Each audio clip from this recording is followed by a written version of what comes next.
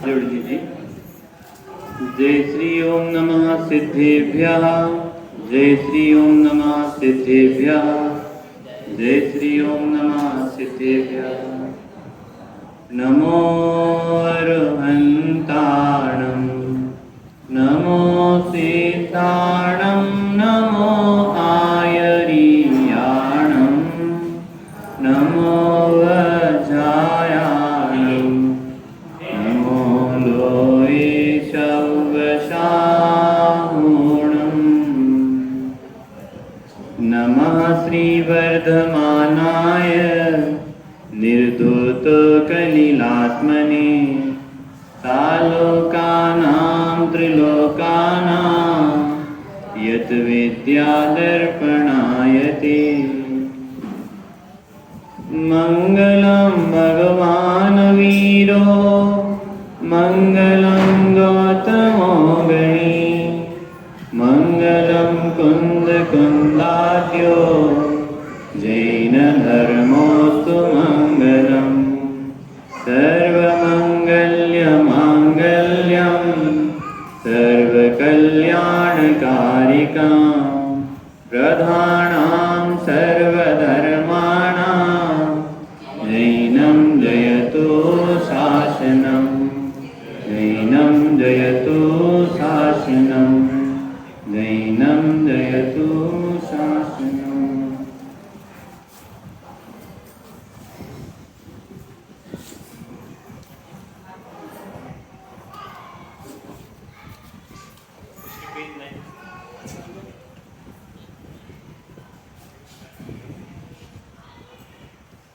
पर्वादिराज महापर्व 10 लक्षण पर्व की चर्चा हमारी चल रही है।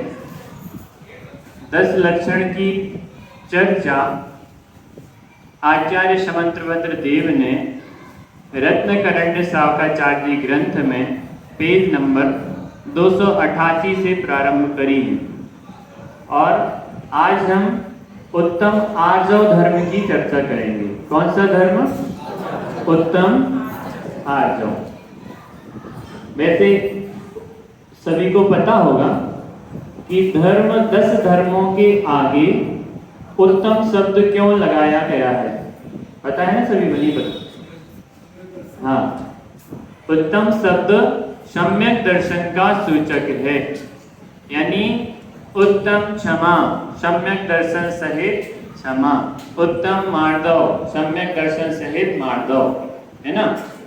ये उत्तम शब्द यानी जिनके भी सम्यक दर्शन है हुआ है उनके हृदय में सहज ही क्षमा वर्तती है, उनके हृदय में सहज ही मार्दव धर्म वर्तता है, उनके हृदय में सहज ही आर्जव धर्म वर्तता है।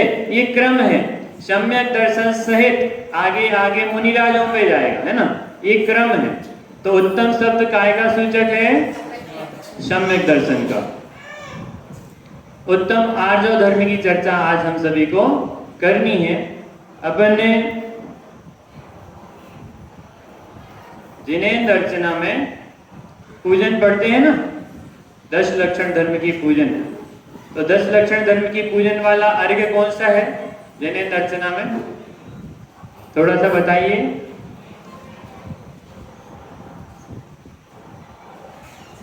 उत्तम आर्जव बताइए बताइए। डेली पूजन करते कि नहीं करते? 10 लक्षण की पूजन कौन कौन करता है? हाँ जी, चलिए। अच्छा, जिनेन्द्र अर्चना ले आइए भाई सब एक। उत्तम आर्जव धर्म, उत्तम आर्जव रीति बखानी, है कि नहीं है? आगे मैं ही बोलूं?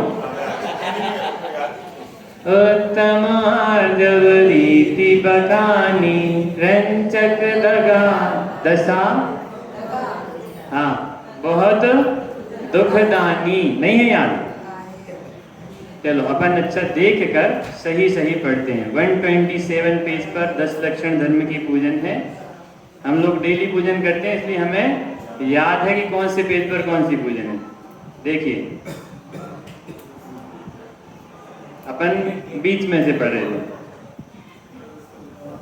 कपट न कीजे कोई, चोरन के पुर ना बसे। याद आ गई? पीछे दादी लोग याद आ गई? इतने समय से पूजन कर रहे हैं अपन। आर्य धर्म के दिन ही मायाचारी चालू हो गई। सरल स्वभावी हो, ताके घर बहु संपदा, उत्तम रीति बखानी, रंचक दगा बहुत दुखदानी, मन में होए सो वचन उजड़िए, वचन होए सो। बस पूजन हो गई। हाँ, ये पूजन के पंक्ति बोलने का तात्पर्य ये था कि पूजन करते हैं लेकिन पूजन का भाव नहीं समझते हैं। यदि भाव समझे ना तो अपन को पंक्तियां तुरंत याद आती हैं। क्या कहा है? कपट ना कीजे कोई। किसके लिए मना किया आचार्य ने कपट नहीं करना? किसके लिए कहा? मुनिराजों के लिए कहा ना? अपने लिए कहा है? अरे आपको तो पता ही नहीं था कहां पे क्या कहा है। अभी ये ही नहीं पता है कि क्या नहीं करना है तो फिर कैसे छोड़ेंगे? क्या नहीं पता अभी? कपट न कीजे कोई, चोरन के पुर ना बसे। कपट नहीं करना और चोरों के साथ नहीं रहना, चोरों की संगति नहीं करना। अच्छा, तो ये बताओ कि हम सभी चोर हैं कि नहीं है? हैं? हम सभी चोर हैं कि नहीं है? पीछे से जोर से बोलिए दादी जी, हम सभी चोर हैं कि नहीं है? हमने काय की चोरी करी है? हमने अपने स्वभाव को नहीं जाना और शरीर की चोरी में लगे हैं। शरीर मेरा है कि नहीं है? जोर से बोलिए, शरीर मेरा है कि नहीं है? अच्छा, शरीर मेरा नहीं है तो फिर हम इसको अनादिकाल से अपना मानते कि नहीं मानते? तो हमने चोरी करी कि नहीं करी? शरीर के संयोगी पदार्थ मेरे नहीं हैं, हमने उनको अपना माना कि नहीं माना? मेरा बेटा, मेरी पत्नी, मेरा पुत्र, मेरा घर, मेरा कुटुंब, मेरा क्या नाम है अपने गांव का? भिंडर। मेरा भिंडर। कहाँ के हैं भैया? कौन से प्रदेश के हैं राजेश भैया? आप राजस्थान के हैं। हम आप राजस्थान के हैं कि राजस्थान आपका है? दोनों किसी के नहीं है। अच्छा, कौन से देश में रहते हैं अंकल? कौन से देश में रहते हैं अपन?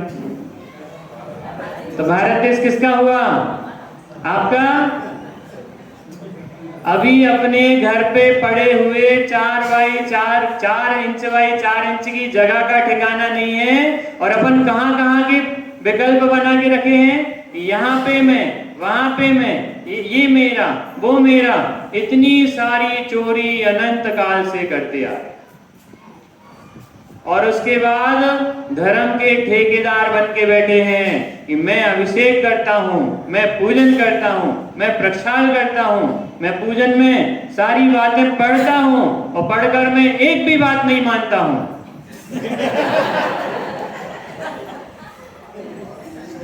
है कि नहीं? कितने अच्छे हो, कितना आनंद आता है अपना झूठ पकड़े जाने पे।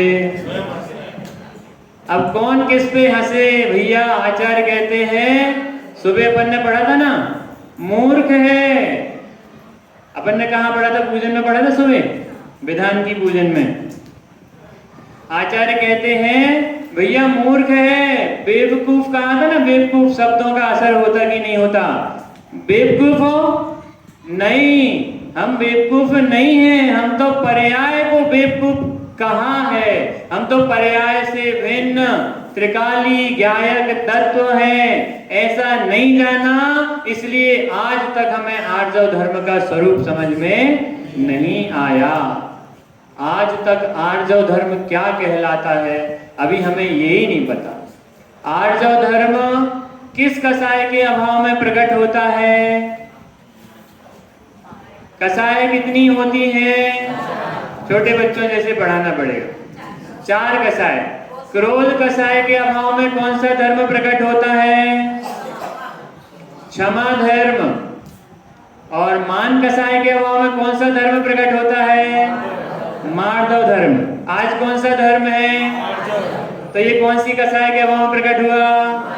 माया कसाय के अभाव में। ठीक है, माया, माया जानते कि नहीं जानते? ये धन, रुपया, व्यापार, पैसा, हीरा मोती, तिजोरी के अंदर रखे हुए सारे पैसे, ये सब के सब क्या है? ये माया है कि इनमें हमारी बुद्धि माया है? कितना भेद ज्ञान कराए।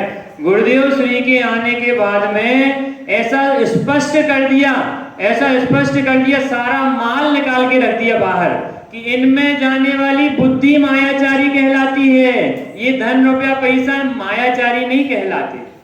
आई बात ख्याल में भाई साहब? क्यों? ये डायरी है। अभी डायरी में अपनापन, ये मेरी है, इसमें अपनापन किया, वो राग। ये डायरी कोई राग थोड़ी कराती है।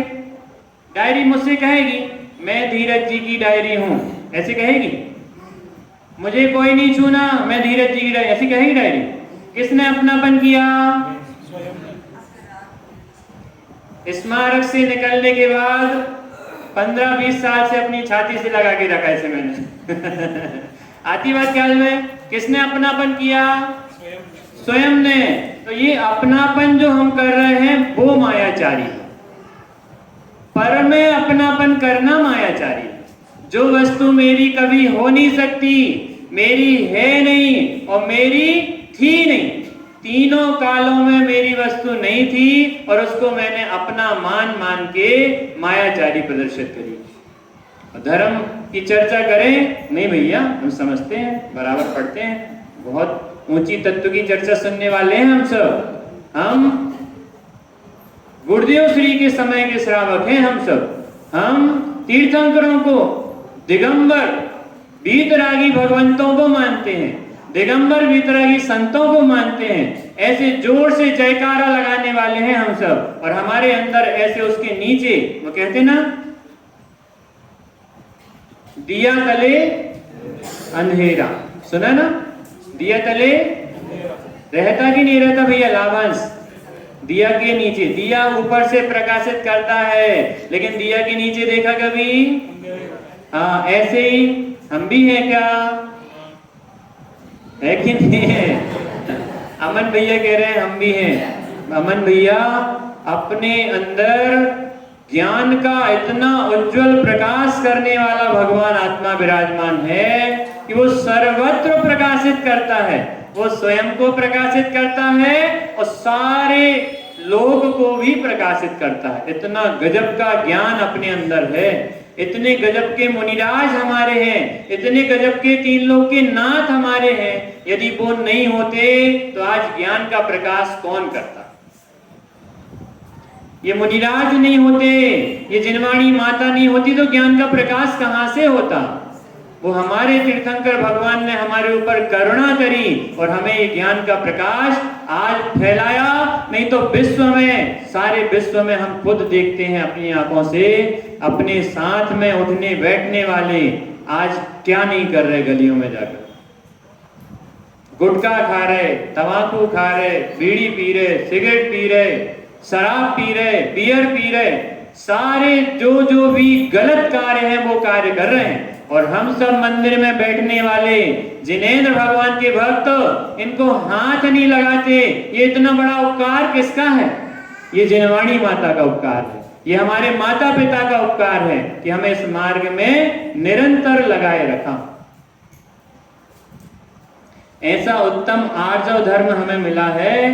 तो उत्तम आर्जव धर्म में दूसरी पंक्ति में क्या कहा कि सरल स्वभावी होए ताके घर बहु संपदा, कपट न कीजे कोय, चोरन के पुर न बसे। चोरन के पुर क्यों नहीं बसना? क्योंकि वहां रहेंगे तो हम चोरी ही सीखेंगे। नाटक समय सार में बनारसी दास जी ने उदाहरण दिया है, वो सबको पता होगा बड़ों को। एक चांडालनी के 2 पुत्र हैं और एक चांडालनी ने 2 पुत्र को जन्म दिया। एक पुत्र को अपने घर रखा, दूसरे पुत्र को ब्राह्मण के घर पे रखा। अब एक पुत्र चांडालनी के घर पे रहा तो वो कैसा सीखा? चांडालनी के ही कार्य सीखा। और एक पुत्र ब्राह्मण के घर रहा तो उसने क्या सीखा? उसने ब्राह्मणों के जैसे लक्षण सीखे। इससे क्या सिद्ध होता है कि जैसी संगति करेंगे वैसे ही हमारे अंदर संस्कार आते जाते हैं। भाई साहब, जैसी संगति करेंगे वैसे ही कुसंस्कारों, चोरों के साथ रहेंगे, बेईमानियों के साथ रहेंगे तो हमारे पास वही धीरे धीरे लक्षण आएंगे। इसका मतलब क्या है? भैया लोक में रहते हैं, हमारे दोस्त हैं, मित्र हैं, तो पंडित जी क्या उनके साथ उठना बैठना छोड़ दें? क्या करना चाहिए? जिसे जिन धर्म अच्छा लगता है, जिसे अपने आत्मा का हित करना है, उसे तो अपने अच्छे मित्रों से भी निवृत्ति लेनी पड़ेगी, गंदे मित्रों की तो दूर की बात। जिसे अपना भगवान आत्मा रुचता है उसे सारे अपने सगे संबंधियों से भी निवृत्ति लेनी पड़ेगी जब वो इस मार्ग में लगेगा। जैसे कहते ना, आग को हाथ लगाएंगे तो क्या होगा, ऐसे ही चोरों के पास रहेंगे तो क्या होगा। इसलिए आचार्य स्पष्ट लिखते हैं, चोरन के पुर ना बसे। कभी भी अगर हमें पता चलता है कि कोई व्यक्ति ऐसा है, वो अन्याय से कमाता है, अन्याय से लाखों रुपया भी आए और न्याय से अपनी रूखी सूटी रोटी भी मिल जाए, तो न्याय की रोटी खाना, अन्याय के करने वाले और अन्याय को कराने वाले कोई भी उनकी संगत नहीं करना। ये आचार्य प्रेरणा देते हैं। सारे संसार में ऐसी शिक्षा देने वाला कौन है? बताइए भाई साहब, कोई ऐसी शिक्षा देता है? गलत संगति अपने आप पड़ती है और अच्छी संगति के लिए मार मार के, प्रेम से समझा के, पैसा दे दे के ऐसे लगाना पड़ता है। ऐसे व्हाट्सएप में नहीं चलता आजकल, कितनी सारी चीजें चलती व्हाट्सएप में। दूध बेचने वाले को घर घर जाना पड़ता है, शराब की दुकानों पर आदमी घर घर से जाते है कि नहीं है? ऐसा व्हाट्सएप वगैरह में आजकल बहुत ज्ञान बांटा जाता है, लेकिन ज्ञान बांटा जाता है, कोई अपने ज्ञान में बैठालता नहीं। ये कोई व्हाट्सएप बहुत अच्छी चीज नहीं है, वो तो उदाहरण ध्यान में आया तो बताया। नहीं तो व्हाट्सएप चलाने वाले दिन भर बस चैटिंग चल रहे हैं, यहाँ देख रहे वहां देख, एक ही काम करते हैं। सातों व्यसनों का घर है भैया, सातों व्यसनों का घर। दूसरी बात आती है उत्तम आर्जव रीति बखानी। ये उत्तम आर्जव, आर्जव किस कसाय का वहां प्रकट हो भैया? माया कसाय। आर्जव धर्म की परिभाषा है रिजुता, रिजु यानी सरलता, रिजुता यानी सरलता का नाम आर्जव धर्म है। क्या बताया? रिजुता अर्थात सरलता का नाम आर्जव धर्म है। रिजुता यानी कोमलता। कल अपन ने मार्दव धर्म में क्या सीखा था? मान से रहित, सॉफ्ट, नरम, मिट्टी के जैसे सॉफ्ट। और यहाँ कहते हैं रिजुता यानी सरलता, यानी टेढ़ा मेढ़ा नहीं होना। टेढ़ा मेढ़ा कैसे समझ में आएगा? कि मायाचारी नहीं होना। आगे आती है इसमें बात, मन में होए सो वचन उचरिए, वचन होए सो। इसका मतलब क्या होता है? मन में हमारे आया कि मुझे मंदिर जाना है, तो मैं मंदिर आने के लिए मैंने मन में पक्का किया, मन में हो सो वचन उचरिए। अब मैंने कहा चलो ऋषभ भाई साहब अपन मंदिर चलते हैं, तो ये तो सही कार्य हुआ। मन में हो सो वचन उचरिए और वचन हो सो तनसो करिए। ये हमने ऐसा कहा और हमने एक दूसरे को बोला और उसके बाद जाए नहीं, तो आपकी प्रवृत्ति कैसी हुई? भाई साहब बोलेंगे 7 बजे से, जैसे भाई साहब ने बोला भैया चलो चलो मंदिर चलो, जल्दी चलो, फटाफट पाठशाला चलो, और भाई साहब लेट आए तो आई ना बात। भाई साहब क्या है? अपने ऊपर नहीं ले, उदाहरण मतलब जो हम दूसरों को प्रेरणा करते हैं वो पहले हमारे अंदर होना चाहिए। गांधी जी का उदाहरण याद है, गुड़ वाला। गुड़ बड़े लोगों को याद होगा, सभी को याद है, पीछे नहीं याद है। बहुत सरल सरल उदाहरण है राजेश भैया। गांधी जी के पास एक माँ गई, उसने बोला गांधी जी मेरा बेटा बहुत गुड़ खाता है, इसे समझाइए, आप थोड़ा प्रेरणा करिए, ये गुड़ छोड़ दे, बहुत ज्यादा खाता है। तो उन्होंने बोला भैया इसको तुम 1 हफ्ते बाद लेके आना। 1 हफ्ते बाद माँ फिर से गई बच्चे को लेके। अब गांधी जी उससे कहते हैं बेटा गुड़ नहीं खाना चाहिए। माँ बोलती कैसे हो आप, ये बात तो आप उस दिन भी समझा सकते थे। गांधी जी कहने लगे भैया मैं भी बहुत ज्यादा गुड़ खाता था, पहले मैं छोड़ूं जब तो उसको उपदेश दूंगा। आई बात ख्याल में? ऐसे ही मेरे मन में क्या है और मैं बचनों से क्या कहता हूं और मैं उन बचनों के द्वारा कही हुई बात को अमल करता हूं कि नहीं करता हूं, ये कहलाता है मन में होए सो वचन उचरिए, वचन होए सो। एक बात तो हो गई, ये सीधी सीधी बात समझ में आई। दूसरी बात यह है राजेश भैया, किसी के मन में आया कि 1 थप्पड़ मारा जाए किसी को, उसने बचनों से कहा हम तुम्हें 1 थप्पड़ मारेंगे, और बचन में होए सो तन सो करियो, जाके थप्पड़ मार दिया तो क्या होगा? उसकी पिटाई हो जाएगी। तो मन में होए सो वचन उचरिए, वचन होए सो तन सो करिए, ये हमें उपदेश मात्र इस जिनवाणी माता में लगने के लिए दिया जाता है, अच्छे कार्यों में लगने के लिए दिया जाता है। ये गलत कार्यों के लिए उपदेश नहीं दिया है कि जो भी मन में आए सो वैसा अपन ने मुंह से बोला और वैसे की वैसे हम करने लगे, अच्छे संस्कारों के लिए। फिर उदाहरण दिया है पंडित जी ने, क्या उदाहरण दिया है? करिए सरल तिहु जोग अपने। जोग क्या कहलाता है? योग। योग क्या कहलाता है? मन वचन काया, इन तीनों को योग कहते हैं। क्या कहते हैं? मन वचन काया, इन तीनों की एक रूपता योग कहलाती है। तो करिए सरल तिहु जोग अपने, यानी अपने मन की, वचन की और काया की प्रवृत्ति एक सी करो, और कैसे हो? सरल करो, सरल करो, उसमें मायाचारी नहीं होनी चाहिए कि हम समझाएं तो आपको और देखें कहीं और, समझाएं तो आपको और खुद नहीं समझे। ऐसे मन की प्रवृत्ति, वचन की प्रवृत्ति नहीं होनी चाहिए। जो हम जिनवाणी की गद्दी से चर्चा करें उस चर्चा को स्वयं भी अमल करने का प्रयास करना चाहिए। ये कहलाता है आर्जव धर्म। करिए सरल तिहु जोग अपने, देख निर्मल आरसी। आरसी यानी क्या होता भैया? दर्पण, आईना, मिरर। देख निर्मल आरसी, आरसी यानी मिरर। आईने के सामने जाएंगे तो क्या दिखाएगा? आईने के सामने जाएंगे तो आईना अपन को क्या दिखाएगा? जो देख रहा है वही तो दिखाएगा। करिए सरल तिहु जोग अपने, देख निर्मल आरसी। आरसी यानी क्या बताया? आईना। अब आईने के सामने जो वस्तु जाएगी आईना उसको वैसे ही बताएगा कि कुछ और बताएगा? आईने के जैसे अपने स्वभाव को बनाना। कैसा बनाना? आईने के जैसे अपने स्वभाव को बनाना। मुख करे जैसा लखे तैसा। आईने के सामने हम गंदा मुंह बनाएंगे तो आईना क्या करेगा? गंदा मुंह दिखाएगा ना। अच्छा मुंह बनाएंगे तो आईना क्या दिखाएगा?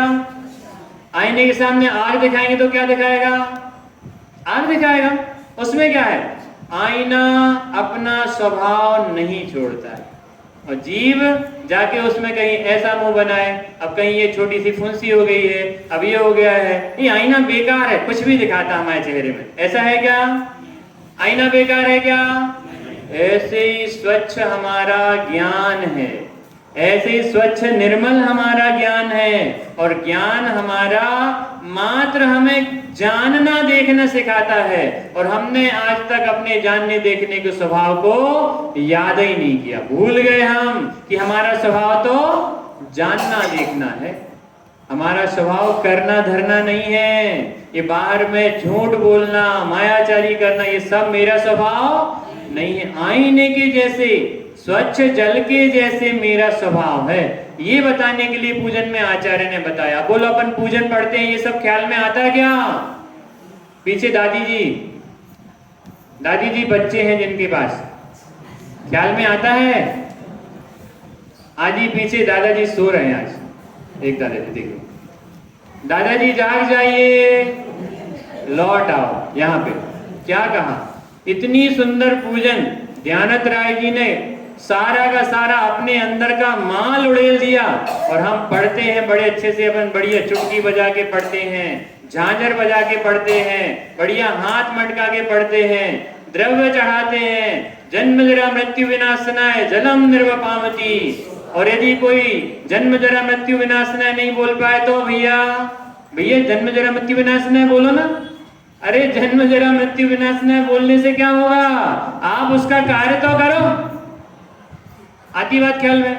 शब्द नहीं पकड़ना, शब्द के अंदर का भाव पकड़ना। भाई साहब जैसे अपन को वो आया था ना, जयमाला आ गया, शब्द आ गया, तो जयमाला शब्द अपन को ख्याल में आ गया ना कि यहाँ तो इस शब्द की जरूरत है ही नहीं, लेकिन उसमें हमने बाकी के जो 9 अर्घ हैं उनमें जो आत्मा की महिमा गाई गई थी, उस आत्मा की महिमा को पकड़ा कि नहीं पकड़ा? वो कार्य नहीं किया। अनादि काल से दूसरे में सुधार की बुद्धि पड़ी है, अपना क्या होगा क्या नहीं होगा, क्या हो रहा है क्या नहीं होगा, क्या होने वाला है, कुछ नहीं पता। आईना कहता है कि तुम हमें देखो, हम तुम्हें जहां का तहां दिखाएंगे, वैसे के वैसे दिखाएंगे। और हम क्या करते हैं कि हम आईना उठा के फेंक देते हैं, गंदा आईना है, ये मेरे मुंह पे फुड़िया दिखा रहा है ही नहीं, कहाँ है मुंशी मेरे मुंह पे? तो आईना गंदा है कि मैं गंदा हूं? मैंने अभी तक अपना स्वभाव स्वीकार नहीं किया। ऋषभ भाई साहब किया कि नहीं किया? ऐसे पूजन पढ़ो, उनका अर्थ ख्याल में नहीं आए तो पूजन पढ़ने का कोई मतलब नहीं।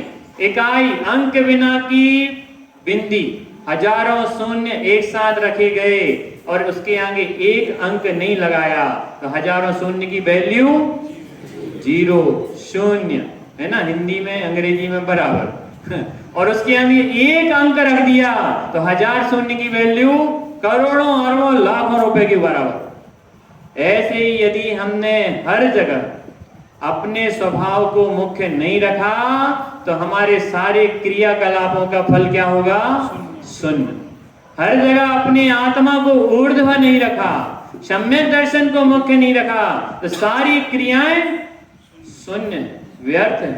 तो अब क्या करना? आर्जव धर्म में आगे बढ़ते हैं।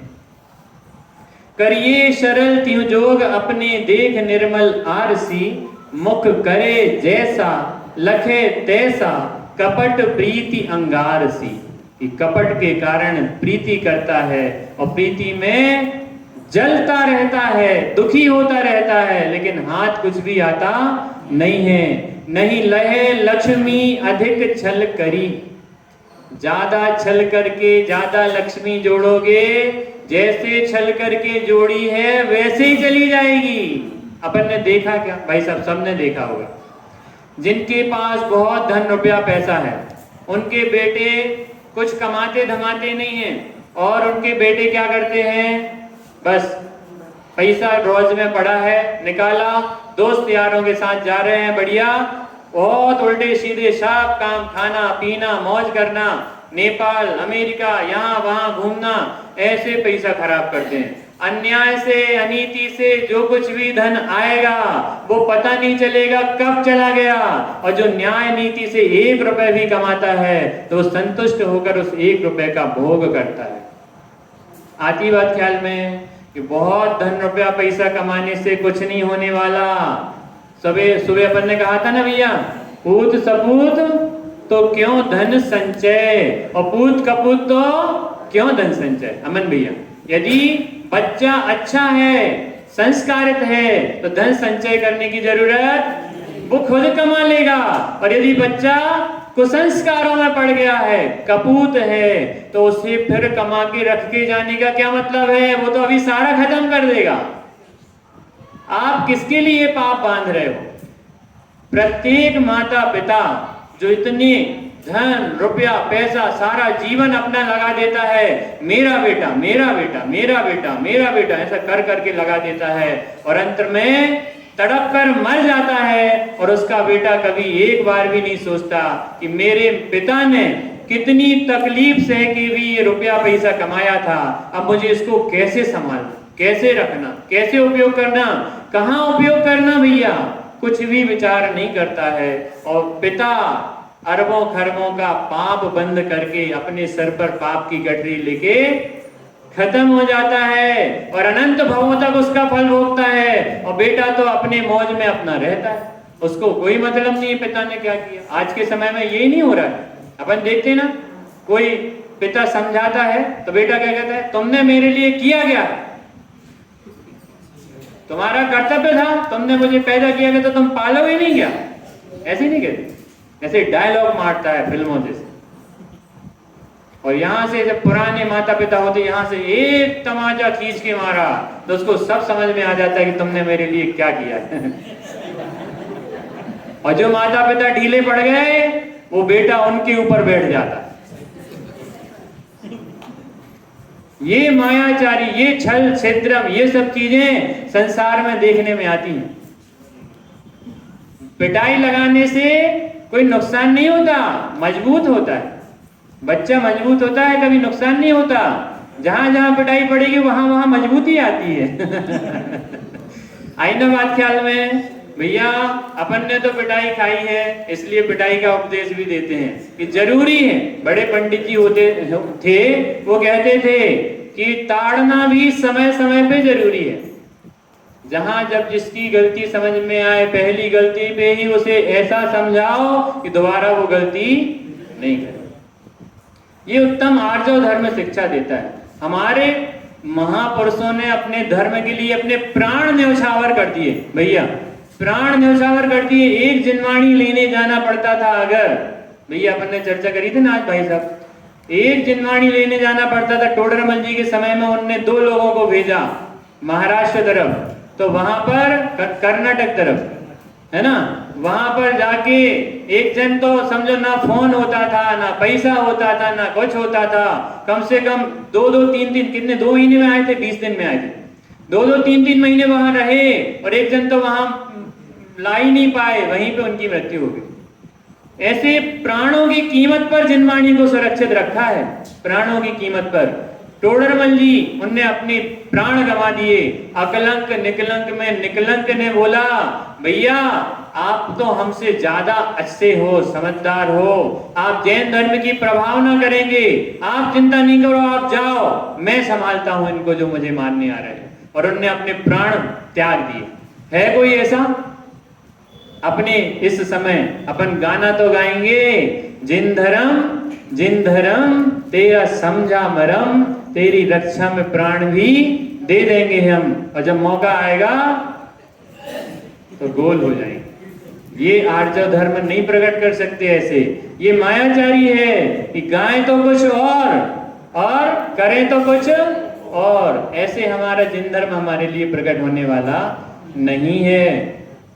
उदाहरण दिया, भय त्यागी दूध बिलाव पीवे, आपदा नहीं देखता। बिल्ली का उदाहरण दिया है। बिल्ली क्या करती है? धीरे धीरे आती है किचन में, धीरे धीरे। दबे पांव से बिल्ली आई, ये बच्चों की पोयम है। हाँ, क्या है? धीरे धीरे आती है। और जब वो धीरे धीरे किचन में पहुंचकर दूध पीने लग जाती है, तो दूध पीते समय ये भूल जाती है कि अब यहाँ पे कोई और भी है। दूध में इतनी तन्मय हो जाती है कि क्या आया था? बिल्ली का उदाहरण क्या आया था अभी? हाँ, कि बिल्ली धीरे से आती है और पीछे से उसके ऊपर डंडा पड़ेगा, ये भूल जाती है। और जैसे ही उस पर डंडा पड़ता है तो उसे समझ में आता है, अरे रे, मैं तो भूल ही गई थी कि यहाँ कोई डंडा लेके मारने वाला भी है। ऐसे ही हम वर्तमान पर्यायों में तन्मय हो रहे हैं और तन्मय होकर इनमें एक हो रहे हैं। और कर्म का डंडा जब पड़ता है तब ख्याल में आता है, अरे रे, मैंने कौन सा गलत कार्य किया, नहीं जाने मैंने पूर्व में क्या बंद किया था, ये मेरे ही सारे उदय में आ रहा है। भैया मैं तो इतना अच्छा हूँ, मैं तो मंदिर जाता हूँ, और सब गुणगान करेंगे। कोई मुनिराज आएंगे उनके सामने दुख सुनाएंगे, विद्वान आएंगे उनके सामने दुख सुनाएंगे। दुख सुनाने के पहले निर्णय करो कि ये दुख आपके उदय में क्यों आए। आपने बांधे थे इसलिए उदय में आए हैं। इसलिए आज हमें तैयारी कैसी करनी कि करिए सरल तिहु जोग, अपने देख निर्मल आरसी, मुख करे जैसा लखे तैसा, कपट प्रीति अंगार सी, नहीं लहे लक्ष्मी अधिक छल करी, कर्म बंध विशेषता, भय त्याग दूध बिलाव पीवे, आपदा नहीं देखता। ये है उसका अर्थ। लक्ष्मी ज्यादा दिन टिकने वाली नहीं है। लक्ष्मी ज्यादा दिन टिक जाएगी तो ये पर्याय ज्यादा दिन टिकने वाली। लाभांश भैया, पैसा टिक जाएगा भाई साहब तो क्या अपन टिके रहेंगे? गुरुदेव श्री का एक बहुत सुंदर वाक्य है उनकी, इतना गजब का वाक्य है कि आत्महित रूपी कार्य शीघ्र कर लेना चाहिए। क्यों? ये समागम सदा नहीं रहेंगे। सुने कि नहीं सुने भाई साहब? सुने। ये समागम सदा नहीं रहेंगे। कौन से समागम? जिनवाणी माता, जिनेंद्र भगवान, ये बीतरागी मुनिराज, इतने सुंदर सुंदर अपने बड़े लोग जो हमारे साथ बैठे हैं। बच्चे लोग समझें कि हमारे बड़े लोग हमारे साथ इतने सुंदर जो बैठे ना, सही मार्ग बताने वाले, ये हमेशा नहीं रहेंगे। ये समागम सदा नहीं रहेंगे। आई बात ख्याल में? दूसरी बात, ये समागम रहें तो जरूरी नहीं कि मैं रहूंगा। क्या? दूसरी बात, ये समागम रहें, मंदिर रहेगा, जिनवाणी माता रहेगी, बड़े भी रहेंगे या छोटे भी रहेंगे, तो जरूरी नहीं कि मैं रहूंगा। और समागम भी रहें, मैं भी रहूं, तो ये जरूरी नहीं है कि जैसे आज मेरे परिणाम 10 लक्षण पर्व में है वैसे आगे रहेंगे। ये तीन बातें गांठ बांध लेने के योग्य हैं। इसलिए आत्महित रूपी कार्य हमें शीघ्र कर लेना चाहिए। अभी लोहा गर्म है भैया, अमन भैया, हथौड़ा मार देना चाहिए। यानी आज ही आत्महित रूपी कार्य के लिए हमें पुरुषार्थ तैयार करना चाहिए। तो माताएं बहनें करेंगी तैयार की नहीं करेंगी? मम्मी जी हमारी, भाभी वगैरह सब सम्यक दर्शन का पुरुषार्थ करो। पर्याय जाने वाली है, पर्याय ज्यादा समय रहने वाली नहीं है। दादाजी पीछे, हम दादाजी को समझा रहे हैं, ये धीरज की पर्याय का ठिकाना नहीं है। दादी जी की बात करें और दादी जी के पहले धीरज की पर्याय का ठिकाना नहीं है भैया। पैदा होते बच्चों का ठिकाना नहीं है। पैदा हुआ और मनुष्य पर्याय चली गई, अरे बाप रे, एक मनुष्य पर्याय ऐसे जा सकती है? यानी बड़ी मुश्किल से मिलने वाली मनुष्य पर्याय, उसमें जैन कुल, उसमें भी जैन धर्म में उत्कृष्ट मुमुक्षु पर्याय, और उस मुमुक्षु पर्याय में आके भी बच्चा पैदा होके 4 दिन में खत्म हो जाता है। ऐसा पुण्य लेके आते हैं जी भैया, राजन भैया, ऐसा पुण्य लेके आए कि उत्कृष्ट पुण्य के बीच में आए, लेकिन ऐसा पाप बांधा था कि उत्कृष्ट पुण्य के बीच में से भी आपको अंतराय पड़ा और वापस अनंत काल के लिए निगोद में जाके गिरे हुए। ऐसी घटनाएं प्रत्यक्ष होती हैं। अपने यहाँ पे हुई कि नहीं हुई कभी? मेरे साथ स्वयं ये घटना हुई। इस मनुष्य पर्याय में आया हुआ बालक 5 दिन में ही खत्म हो गया था। पहले बताओ, अपन को आश्चर्य आना चाहिए। ये पर्याय ऐसे चली जाती हैं और हमें ये पर्याय मिली है तो हम ऐसे फूले घूमते हैं जैसे संसार में आए हैं तो जाने ही नहीं। जाएंगे कि नहीं जाएंगे? 1 सेकंड नहीं लगेगा और बैठे बैठे लुढ़क जाएगा। मेरे यहाँ एक वो आलू बंडी बनती है ना बाजार में, मंगोड़ी भजिए की दुकान, एक जन ऐसे मंगोड़ी खाते खाते लुढ़क गया, अटैक आ गया। पता नहीं चलता कब क्या हो जाए। अभी मेरे भैया के साले, वो बढ़िया स्वस्थ, और रात में सो के सुबह उठे तो ये कमर के नीचे का पूरा हिस्सा सुन्न हो गया, काम ही नहीं कर रहा। डरना चाहिए, ऐसा डर आना चाहिए संसार से। डर नहीं आएगा तो ऐसे मस्त घूमते रहेंगे अपन, ये समागम सदा नहीं रहेंगे।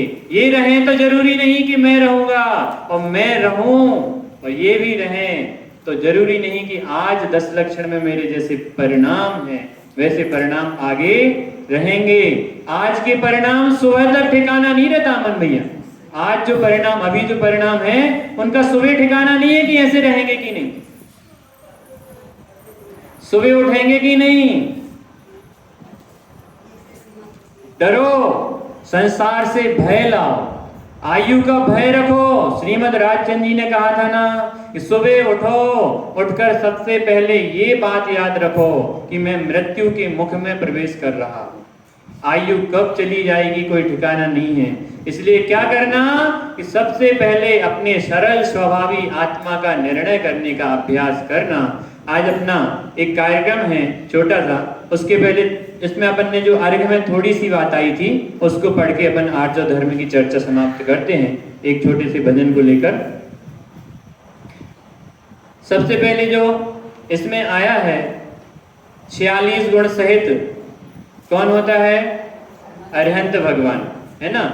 तो जो जिन जिन ने भी अपने स्वभाव को पहचाना, जिन जिन ने भी मन वचन काया की एक रूपता रखी, जिनने सरल स्वभाव की ओर गए हैं उनको नमन किया। आर्य धर्म की पूजन में जीवन मुक्त श्री अरिहंत, कुटिल भाव में तजो तुरंत, सरल भाव से नमन करूं, आर्जव धर्म धरूं पावन। क्या कहा? कुटिल भाव कब त्याग करना? अरिहंतों को नमन करते हुए मन में पक्का निर्णय करो कि मैं आपके जैसा बनना चाहता हूं।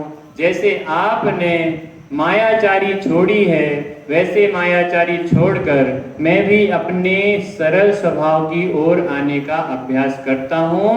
इसलिए मैं मंदिर जी आकर आपको नमन करता हूं। मंदिर जी आए और निश्चय बोलकर कार्य अंदर लेके नहीं आना, बाहर के कार्य मंदिर जी में लेके नहीं आना, और मंदिर जी के कार्य बाहर लेके जाना कि नहीं जाना?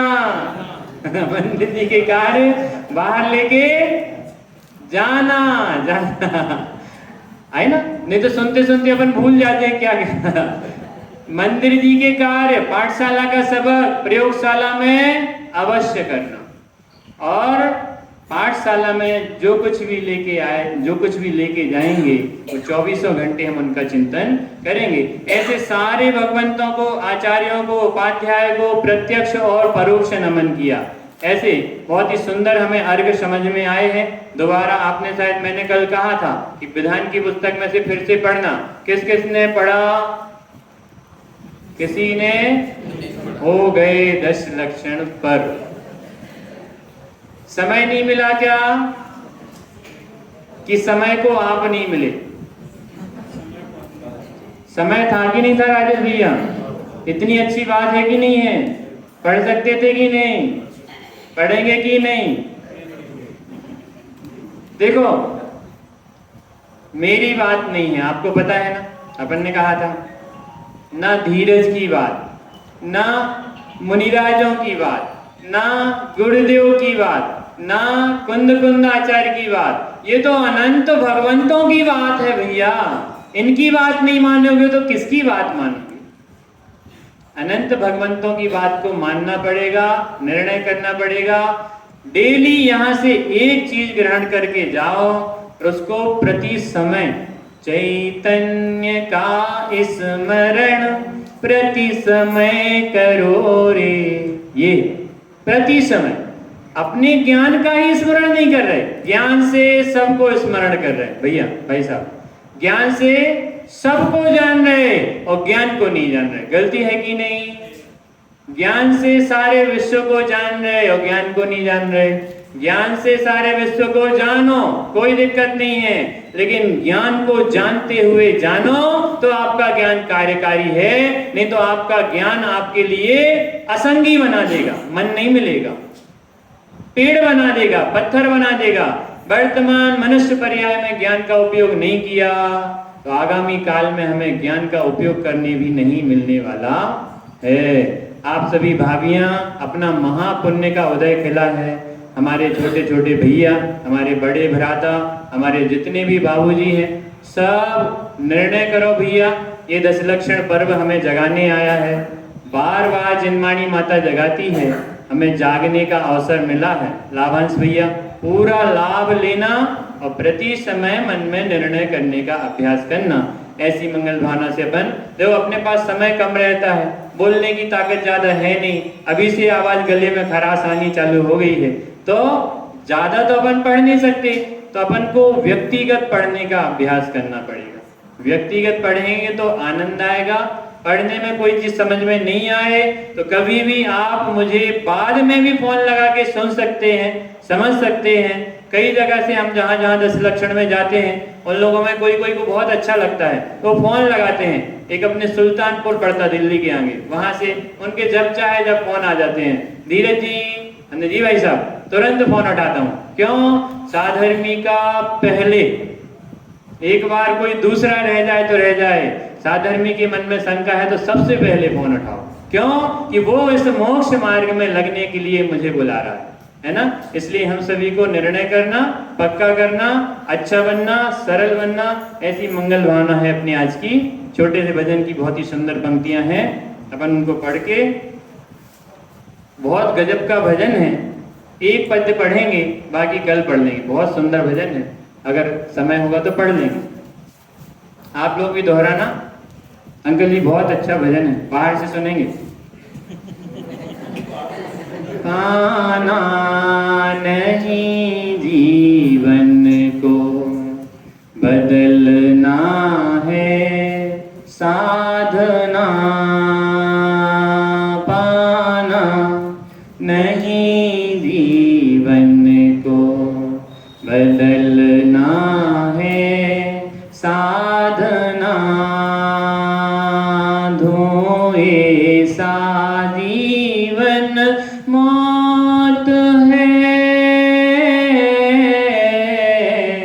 धोए सा जीवन मौत है, ढलना है साधना, पाना नहीं जीवन को बदलना है साधना। ख्याल में आया कि नहीं आया? जीवन मिल गया है, मैंने मनुष्य पर्याय पाई। पाना नहीं, मैंने पाई, मैं मनुष्य, मैं त्रियंश, मैं सेठ। पाना नहीं, जीवन को बदलना है साधना। जीवन को बदलना साधना कहलाता है, जीवन को पाना साधना नहीं कहलाता है। जीवन पाना हमारे हाथ में है ही नहीं, मृत्यु पाना हमारे हाथ में है ही नहीं। जीवन मिला है तो जीवन को बदलना साधना है। धुएं सा जीवन मौत है। जैसे धुआं काला काला दिखता ना, उड़ जाता है, पता नहीं कहाँ जा रहा है। ऐसे ही अपन भी क्या कर रहे हैं, अपन पता नहीं कहाँ जा रहे थे। कह रहे हैं धुएं सा जीवन मौत है, जलना है साधना। उसमें जलो, पक्के बनो, धुएं के जैसे नहीं बनो, जलकर भी पक्के बने रहो, मजबूत बने रहो। जलना है साधना। और आगे की बहुत गजब की पंक्तियां भजन की हैं, हमें पता नहीं है किसने लिखा नाम, लेकिन बहुत ही सुंदर। मूंड मुड़ाना बहुत सरल है, बोलेंगे आपसे, मूंड मुड़ाना बहुत सरल है, मन मुंडन आसान नहीं, मन मुंडन आसान नहीं, व्यर्थ भभूत रमाना तन पर, व्यर्थ भभूत रमाना, यदि भीतर का ज्ञान नहीं, यदि भीतर का ज्ञान नहीं, पर की पीड़ा में मोम सा, पर की पीड़ा में मोम सा, पिघलना है साधना,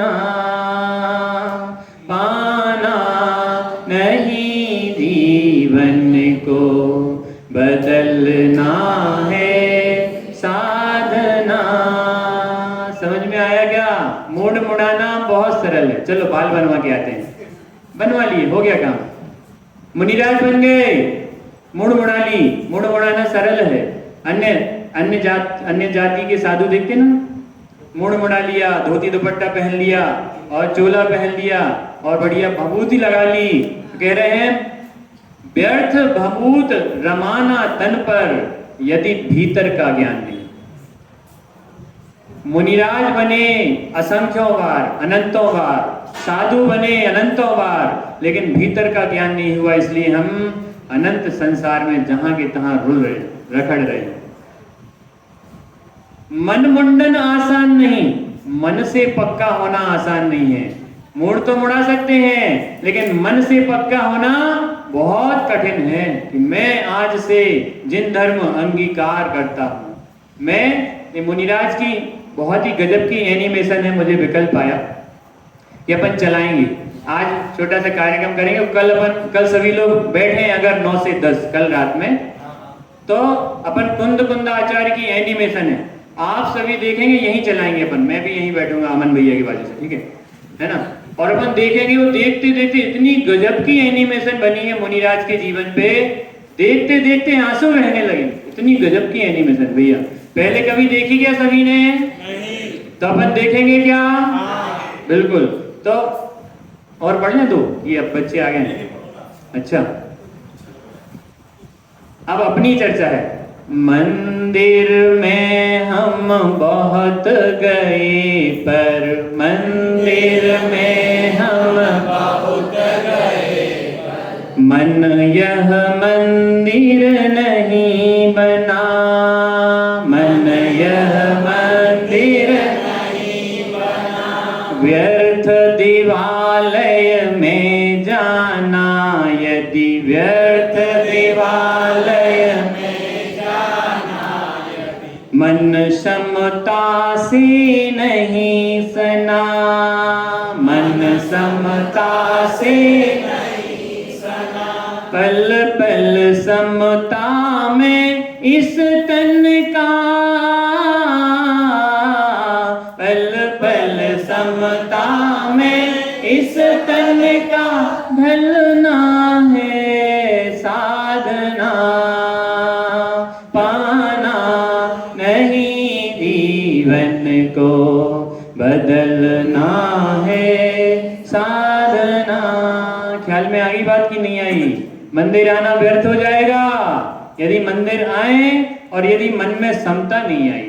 मंदिर आए, भगवान को देखें और भगवान के जैसे बनने की याद नहीं आए। आईने को देखें तो हम क्या करते हैं? Check and correct. Suman ji भाई साहब कहते हैं आईना देखा, कहीं कुछ लगा तो नहीं है, पाउडर सही लगा है कि नहीं लगा, क्रीम बढ़िया लगी कि नहीं लगी, अरे क्रीम थोड़ी छपी रहेगी। Check and correct. आईना देखा तो हमने करेक्ट किया, भगवान को देखा तो हमने क्या किया? हमने कुछ करेक्ट नहीं किया, हमने पाप बांधा। क्यों? कि भगवान को देखें और भगवान जैसा बनने की इच्छा नहीं होवे, ऐसा कोई जैनी हो ही नहीं सकता। भगवान को काय के लिए नमन करने आते हैं? भगवान जैसा बनने के लिए नमन करने आते हैं। सच्चा पाठ तभी होगा जब सच्चा पाठ तभी होगा जब जीवन में पारायण हो, जीवन में पारायण हो। पारायण समझ में आ गया? सच्चा पाठ तभी है जब जीवन में उतारो। श्वास श्वास धड़कन धड़कन में, श्वास श्वास धड़कन धड़कन में जुड़ी हुई रामायण हो, जुड़ी हुई रामायण हो। रामायण क्या है भैया? आत्मा, आत्मा रूपी राम, आत्मा राम। आत्मा राम से जब जुड़े हो, श्वास श्वास धड़कन धड़कन में आत्मा बसता हो। श्वास लेवे मैं जीव, श्वास छोड़े मैं जीव, श्वास लेवे चैतन्य, श्वास छोड़े चैतन्य, ये कहलाता श्वास श्वास धड़कन धड़कन में। तब सतपथ पर जन जन बन का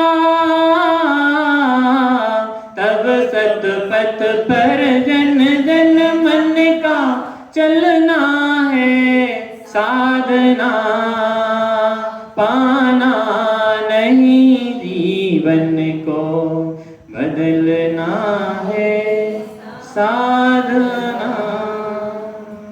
चलिए जिनवाणी स्तुति कीजिए, उसके बाद अपन कार्यक्रम करेंगे, सभी बैठे रहेंगे।